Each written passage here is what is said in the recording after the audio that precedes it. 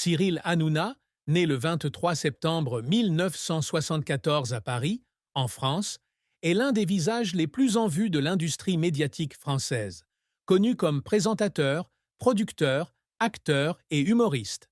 Avec le programme Touche pas à mon poste, TPMP, sur la chaîne C8, il est devenu une icône de la pop culture, attirant des millions de téléspectateurs avec son style humoristique, audacieux et parfois controversé.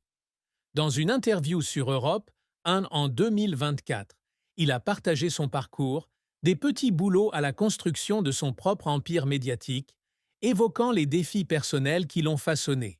Cependant, derrière les lumières de la scène et les sourires éclatants, se cache une vie remplie de joie, mêlée de profonde tristesse, d'efforts sans fin et de secrets qu'il garde.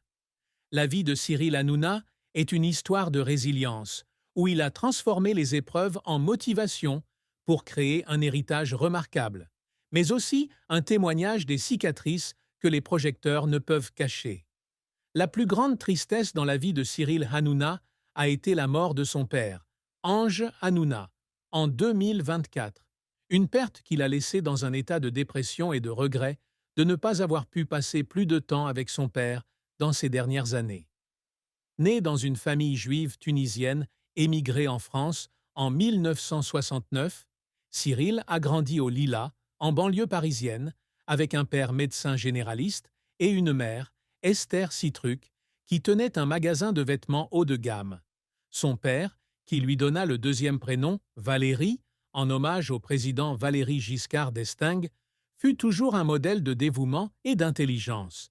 Dès son plus jeune âge, Cyril accompagnait souvent son père à la clinique, où il a appris la valeur du travail acharné et de la compassion. Lorsqu'il a commencé sa carrière à la télévision à la fin des années 1990, son emploi du temps chargé lui laissait peu de temps pour rendre visite à sa famille. Lorsque son père est diagnostiqué d'un cancer en 2022, Cyril est au sommet de sa carrière avec TPMP et des projets de production. Il a essayé d'organiser des visites à son père, mais les courts voyages n'ont pas suffi à compenser les années de séparation. Lorsqu'Ange décède en mars 2024, peu après que Cyril ait terminé une séance d'enregistrement pour Face à Hanouna, il s'effondre. Il a un jour partagé dans une émission de TPMP en avril 2024 qu'il avait pleuré toute la nuit au bureau, ayant l'impression d'avoir perdu l'occasion de dire des mots d'amour à son père. Une fois, alors que j'hébergeais le Balance ton poste, et discutant du sujet de la perte familiale, il s'est arrêté de parler au milieu d'une phrase, les yeux rouges, provoquant le silence de tout le studio. Cette tristesse s'accentue lorsqu'il pense à sa mère et à sa sœur Yaël, qui pleurent également la perte d'Ange, et à la culpabilité qu'il ressent de ne pas avoir pu réunir la famille comme son père l'avait souhaité. Cette perte l'a changé, lui faisant chérir davantage le temps passé avec sa famille, mais a également laissé un vide permanent dans son cœur. La carrière de Cyril Hanouna a été un véritable parcours en montagne russe, s'étalant sur plus de 2 décennies, le menant de petits boulots à l'une des figures médiatiques les plus puissantes de France. Né dans une famille de classe moyenne, il rêvait de devenir médecin comme son père, mais des difficultés scolaires au lycée l'ont amené à se tourner vers des études de gestion à l'INTEC, avec l'intention de devenir comptable. Il abandonne cependant l'école et commence à exercer divers métiers, d'employé de banque à vendeur de tissus, en passant par animateur au centre de divertissement juif Shalom Loisirs, où il rencontre l'actrice Géraldine Nakache. En 1997, à 23 ans, il envoie sa candidature à la chaîne Comédie Plus et est accepté comme stagiaire, écrivant des textes pour des bandes annonces. Ce fut le premier tournant, ouvrant la porte à l'industrie de la télévision. En 2002, il coanime La Grosse Émission avec le duo humoristique Cad et Olivier, marquant ainsi ses débuts comme présentateur. La même année, il rejoint RTL Radio, où il anime Planète Arthur avec Emmanuel Levy et Valérie Benaïm, se faisant remarquer par son style comique naturel. En 2004, il s'essaie au stand-up avec le spectacle Cyril Hanouna est une ordure, diffusé jusqu'en 2006 et salué pour son audace. En 2010, il fait sa grande percée en créant et en animant l'émission Touche pas à mon poste, TPMP, sur France 4, un talk-show d'actualité médiatique devenu rapidement un phénomène. Lorsque l'émission est passée sur D8, plus tard C8, en 2012, elle est devenue l'une des émissions les plus populaires en France, avec des millions de téléspectateurs chaque soir. Il a également animé Nouvelle Star, la version française de Pop Idol, de 2012 à 2016 et a été commentateur pour le concours Eurovision de la chanson de 2008 à 2010. En tant que producteur pour H2O Productions, il a été à l'origine d'émissions telles que d'émissions Balance ton poste, La Grande Darka et Face à Baba, consolidant ainsi sa position dans l'industrie du divertissement. Il est également apparu dans des films comme La vérité si je mens, 3 en 2012 et Ténor en 2022, et a publié des livres comme Ce que m'ont dit les Français en 2021, en collaboration avec Christophe Barbier. En 2025, il lance la société de médias Chapchak, élargissant ainsi son influence. Cependant, sa carrière n'a pas été exempte d'échecs et de controverses. L'un des grands chocs est survenu en 2016, lorsque TPMP a fait l'objet d'une enquête du Conseil supérieur de l'audiovisuel, CSA, pour propos sexistes et homophobes, ce qui a donné lieu à 2 procédures administratives. Il a partagé dans une émission de 2017 qu'il avait pleuré en lisant des rapports négatifs, craignant que l'émission soit annulée. Un autre échec fut l'émission Hanu Night Show de Canal+ en 2016, annulée après une saison en raison de faibles audiences. Il a fondu en larmes dans la salle de montage, ayant le sentiment d'avoir laissé tomber l'équipe.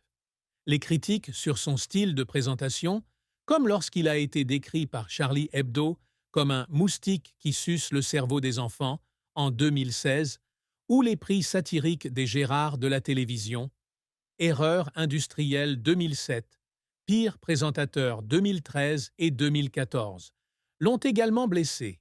Il a pleuré après une séance d'enregistrement en 2013, pensant que le public ne l'aimait plus.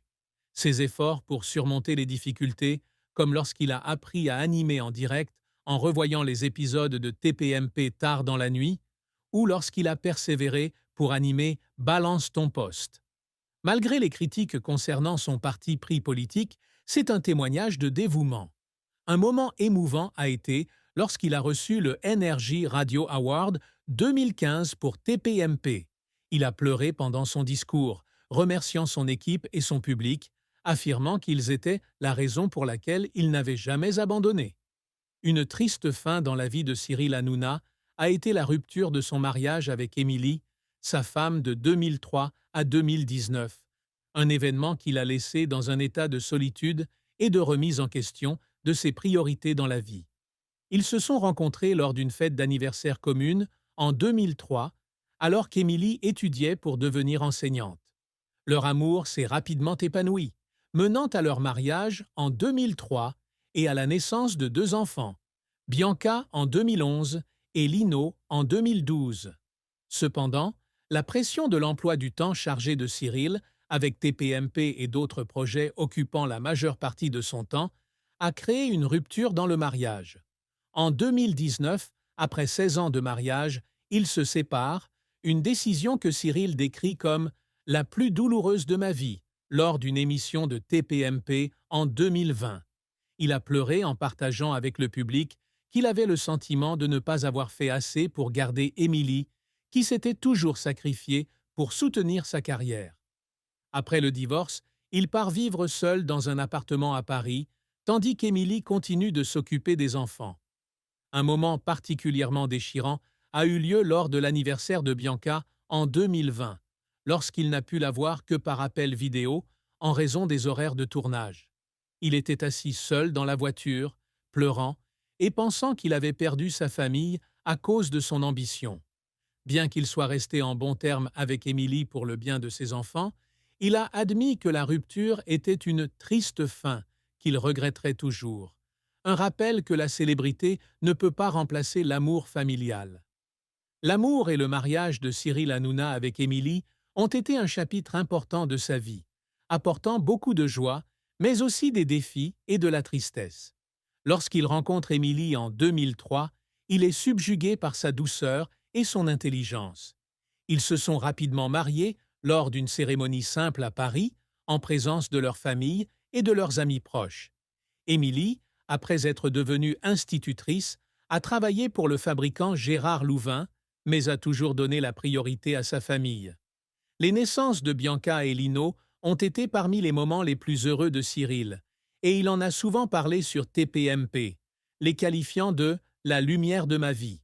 Cependant, son emploi du temps chargé, avec des séances de tournage nocturnes et des voyages d'affaires, laissait Émilie seule pour s'occuper des enfants.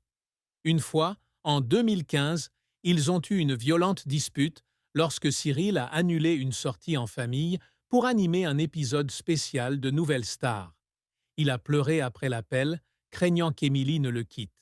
Malgré leur tentative de réconciliation, la pression s'est accrue et, en 2018, Émilie a commencé à se sentir seule dans le mariage. Lorsqu'ils se sont séparés en 2019, Cyril avait le cœur brisé. Il a déjà partagé un article sur Balance-Ton. En 2021, il a pleuré en faisant ses valises et en quittant la maison, pensant avoir perdu la femme la plus importante. Après le divorce, il a essayé de se rattraper en passant